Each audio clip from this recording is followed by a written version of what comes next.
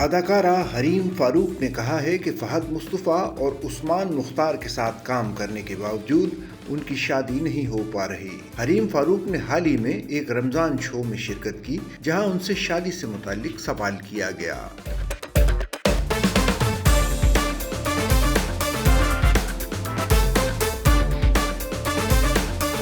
अदाकारा का सवाल पर कहना था कि हर जगह उनसे घुमा फिराकर शादी से मुताल्लिक सवालात किए जा रहे हैं। उनके मुताबिक फहद मुस्तफ़ा के शो में भी शादी पर बातें होती हैं और निदा यासिर के प्रोग्राम में भी इसी मौजू पर गुफ्तगू होती है।